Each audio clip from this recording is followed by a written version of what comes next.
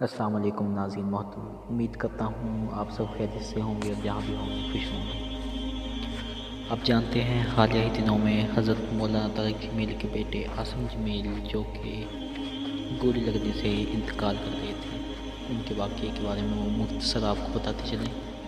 اس طرح ہوا تھا کہ اتفاقاً وہ صبح کے وقت جم کر رہے تھے اور ان کے چچا زاد کزن بھی ان کے ساتھ تھے۔ چچا زاد کزن تھے، وہ ان کے ساتھ ہی تھے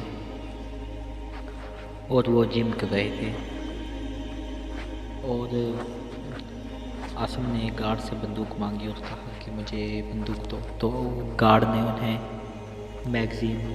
پسٹل کی میگزین نکال کر بندوق انہیں تھما دی۔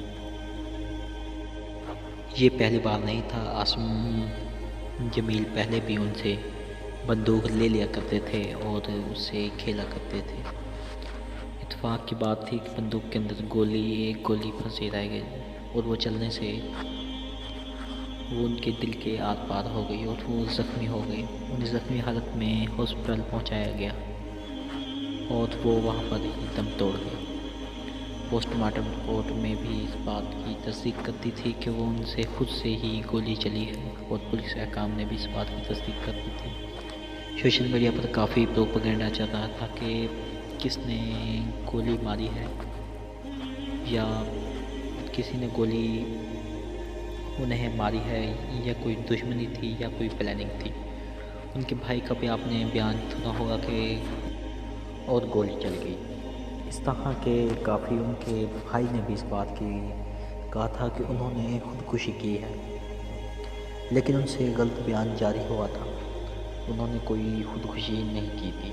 اتفاق کی بات تھی کہ میگزین میں گولی پھنسی رہ گئی اور اتفاقاً وہ گولی چل گئی۔ بہت سے پہلے کہا جا رہا تھا کہ ان کی ذہنی حالت کافی دنوں سے تقریباً بہت زیادہ خراب تھی اور انہیں الیکٹرک شاکس کے جھٹکے دیے جاتے تھے۔ کافی دنوں سے نہیں، وہ تقریباً 12 سال سے ہی دماغی حالت ان کی ٹھیک نہیں تھی، لیکن کبھی وہ ٹھیک ہو جایا کرتے تھے اور کبھی وہ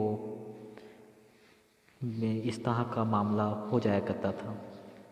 ان کی شادی ہوئی تھی، پسند کی شادی کی تھی، لیکن اسی معاملات کی وجہ سے ان کی بیگم نے ان سے طلاق لے لی کہ ان کی ذہنی حالت ٹھیک نہیں ہے، اس طرح نہ ہو کہ کوئی نقصان اٹھانا پڑے، تو اس سے انہوں نے طلاق لے لی تھی۔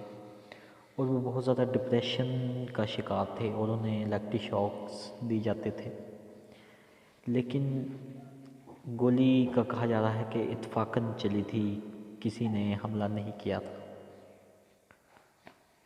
اس طرح کی باتیں بھی کافی سوشل میڈیا پر ہوئی کہ ان کے بھائی نے خود نے یہ کیوں بیان دیا کہ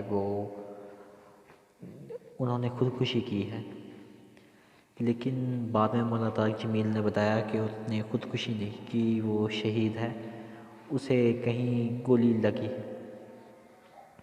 سچ کیا ہے خدا کی ذات بہتر جانتی ہے، اور مولانا طارق جمیل سخت رنج و غم میں مبتلا ہیں اور شدید صدمے میں ہیں۔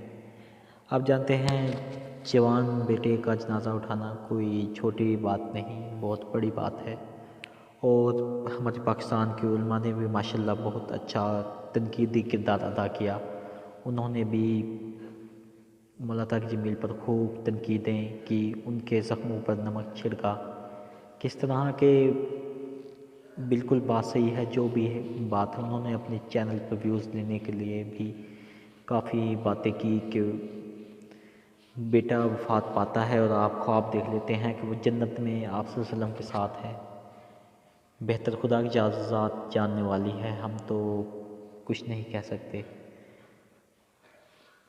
لیکن بہت سے انکشافات انہوں نے کیے، بہت سی باتیں انہوں نے بتائی، اس طرح سب باتیں ہمارے چینل پر اویلیبل ہیں۔